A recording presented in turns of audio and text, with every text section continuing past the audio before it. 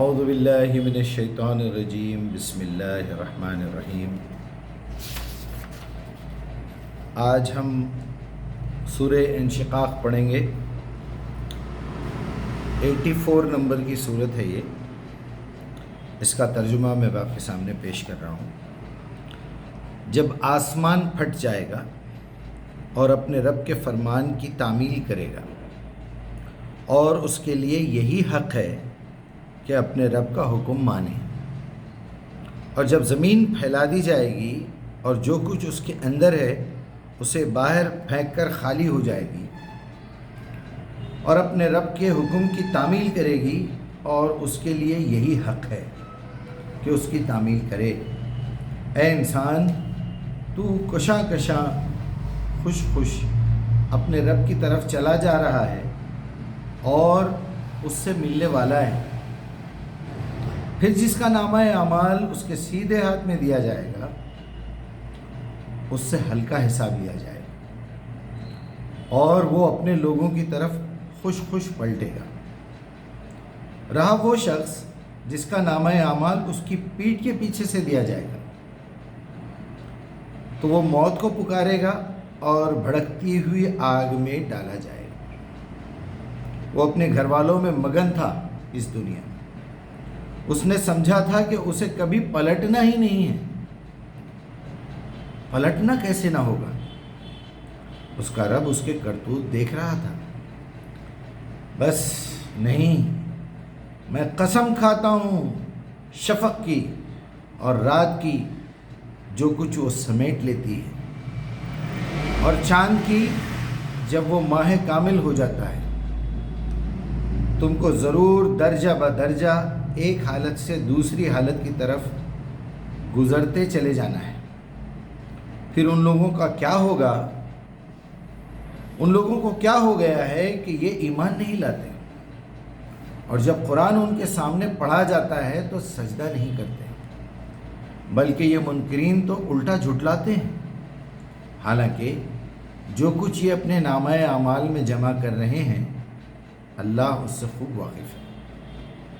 لہذا ان کو دردناک عذاب کی خوشخبری سنا دو۔ البتہ جو لوگ ایمان لائے ہیں اور جنہوں نے نیک عمل کیے ہیں، ان کے لیے کبھی ختم ہونے والا اجر موجود ہے۔ یہ ایک چھوٹی سی سورت ہے، اس کی 25 آیتیں ہیں چھوٹی چھوٹی، اور یہ سورت بھی مکی ہے۔ اس کے موضوع سے ہی سمجھ میں آ جاتا ہے، کیونکہ مکے میں زیادہ جو زور دیا گیا ہے، اکثر ہمیں یہ سننے کو ملا ہے کہ توحید پہ زیادہ زور دیا گیا ہے۔ توحید تو پورے دین کا، پورے اسلام کا ایک سیکشن ہے، توحید یا شرک کی بات جو ہو رہی ہے، لیکن جو اصل پرابلم ہے انسانیت کا وہ یہ ہے کہ جتنا یقین اس کو موت پر ہوتا ہے کہ میں نے اپنے بڑوں کو مرتے ہوئے دیکھا ہے، میرے سامنے جانوروں کو مرتے ہوئے دیکھا ہے، بیمار پڑتے ہوئے مرتے دیکھا ہے، موت کے خوف سے میں اپنے آپ کو بچانے کی کوشش کرتا ہوں، علاج کرواتا ہوں، موت کے خوف سے میں بہت کچھ کرتا ہوں، لیکن جس چیز کی کمی ہے وہ کیا ہے معلوم آپ کو؟ جو موت کے یقین سے زیادہ ہونا چاہیے وہ ہے دوبارہ زندہ ہو کے اللہ کے پاس جواب دینے کا۔ پورا قرآن اگر دیکھا جائے، غور سے پڑھیے آپ، تو آپ کو لگے گا کہ اصل بات شرک اور توحید کی نہیں ہے۔ اصل بات یہ ہے کہ مجھے میرے رب کے پاس جانا ہے واپس، اور اس زندگی کے ایک ایک لمحے کا، ایک ایک سوچ کا، ایک ایک آواز کا، ایک ایک نظر کا، ایک ایک سانس کا، ایک ایک فنگر پرنٹ کا حساب دینا ہے۔ یہ احساس آپ کو گناہوں سے بچائے گا، یہ احساس آپ کو دنیا میں بھلائی پھیلانے پر مجبور کرے گا، خوشی خوشی آپ یہ کام کریں گے، اور یہ احساس آپ کو برائی دیکھ کے برائی روکنے کا آپ کو آرڈر دے گا اندر سے، تأمرون بالمعروف وتنہون عن المنکر۔ یہ بات سمجھ لیجئے، مکی صورتوں میں زیادہ تر جس چیز کو اسٹریس کیا گیا ہے، بارہا ریپیٹ کیا گیا ہے، وہ ہے زندگی بعد موت، اور طنزیہ انداز میں کہا جا رہا ہے انہیں خوشخبری دے دو جہنم کی، بھڑکانے کی۔ اس میں سجدے کا بھی لفظ آیا ہے، یہاں سورہ سجدہ لکھا ہوا ہے، آیت سجدہ۔ یہاں وہ سجدہ جو ہم جسم سے کرتے ہیں اس سجدے کی بات نہیں ہو رہی ہے، جب بھی ان کو قرآن سنایا جاتا ہے یہ سجدہ نہیں کرتے کا مطلب یہ لوگ سرنڈر نہیں کرتے.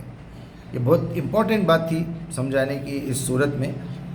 اللہ تعالیٰ سے یہ التجا ہے کہ ہم جو کچھ بھی کوشش اس کی کتاب کو سمجھنے کی کر رہے ہیں، سب سے پہلے اللہ ہمیں اپنے حفظ و امان میں رکھے، ہمیں شیطان مردود کے شر سے، اس کے وسوسوں سے، اس کے بہکاوے سے محفوظ رکھے، اپنی پناہ میں رکھے ہمیں. دوسری چیز اہدنا الصراط المستقیم، وہ تو ہم نے بول دیا اعوذ باللہ من الشیطان الرجیم. اب مجھے صحیح بات بتائیے، صحیح راستہ دکھائیے، انعام یافتہ لوگوں کا راستہ دکھائیے. میں تڑپ کے پوچھ رہا ہوں، آپ مجھے جواب دے رہے ہیں ہدی للمتقین. میں تقویٰ بھی اختیار کر رہا ہوں، تقویٰ حاصل کرنے کے جتنے فارمولے قرآن میں لکھے ہوئے اس پہ بھی عمل کر رہا ہوں. جھوٹ نہیں بولنا، وعدہ خلافی نہیں کرنا، گالی نہیں دینا، تہمت نہیں لگانا، نشاور چیزیں نہیں لینا، جڑے ہوئے رہنا اللہ تعالیٰ سے. ہدی للمتقین الذین یؤمنون بالغیب ویقیمون الصلاۃ ومما رزقناہم ینفقون مما انزل الیک وما انزل من قبلک. ہر چیز کا میں تقویٰ. پھر رمضان کا مہینہ آ رہا ہے، کتب علیکم الصیام کما کتب علی الذین من قبلکم لعلکم تتقون. میں نے تو پورے الفاظ جہاں جہاں قرآن میں تقوی کے آئے ہیں اس کی لسٹ بنا لی. ہر چیز سے تقوی اختیار کرنے کی کوشش کر رہا ہوں، بری نظر سے بچ رہا ہوں، زبان سے گندی باتیں نہیں کر رہا ہوں، بے حیائی کے کوئی کام نہیں کر رہا ہوں، اپنے آپ کو محفوظ رکھا ہوں اور اپنا وقت ٹوٹلی دعوت قرآن میں لگا رہا ہوں تاکہ میرے ذہن میں کوئی گندی بات آئے ہی نہیں. لوگوں کو تکلیفوں سے بچا رہا ہوں، لوگوں کو مصیبتوں سے، لوگوں کے ڈاؤٹس کلیئر کر رہا ہوں. میں تقویٰ کی زندگی پہ ہوں، لہٰذا آپ مجھے ہدایت دیجیے. پھر بھی اگر میرے نفس میں کوئی گندگی آئی، کوئی خیالات آئے، کیونکہ وہ نفس وما سواہا الہمہا فجورہا و تقواہا. تقویٰ تو ہے، اب فجورہا اگر آ گیا تو کیا کروں میں؟ حد سے نکلنے والا ہوں تو وہ میرے نفس کی بدماشی ہے. تو پھر میں آپ سے یہ بھی التجا کر رہا ہوں ربنا ظلمنا انفسنا. جب بھی مجھے احساس ہوتا ہے میں نے کوئی غلطی کی ہے تو یہی التجا آپ سے کرتا ہوں کہ ربنا ظلمنا انفسنا وَإِن لَّمْ تَغْفِرْ لَنَا، اگر تو نے میری مغفرت نہ کی، وَتَرْحَمْنَا، رحم نہ کیا، لَنَكُونَنَّ مِنَ الْخَاسِرِينَ. تو میں اسی گزارش کے ساتھ آپ سب سے بھی یہی التجا کروں گا کہ قرآن کو پڑھیے، سمجھیے اور دعوتی نقطہ نظر سے پڑھیے، دعوتی نقطہ نظر سے سمجھیے اور مقصد لے کے چلیے کہ یہ کتاب آپ کو لوگوں تک پہنچانا ہے. پہنچانے میں آپ کے ہاتھ بھی دھل جائیں گے. اگر آپ لوگوں کی صفائی کر دیں گے، کپڑا دھوں گے تو ہاتھ بھی دھلے گا نا، چہرہ دھوں گے تو ہاتھ بھی دھلے گا. تو جب آپ دوسروں کی صفائی کی کوشش کریں گے تو آپ بھی خود بخود صاف ہو جائیں گے. اپنی صفائی میں لگے رہیں گے، زندگی بھر کمپلیٹ ہونے والے نہیں ہیں، یہ یاد رکھیے. من احسن قولا ممن دعا الی اللہ، جو اللہ کی طرف بلائے لوگوں کو، وعمل صالحا بعد میں قال اننی من المسلمین. ادعو الی سبیل ربک بالحکمہ والموعظۃ الحسنہ. یہ سب دعا کا مطلب دعوت ہے. اسی کے ساتھ میں اجازت چاہوں گا، کل انشاءاللہ پھر ملیں گے. السلام علیکم.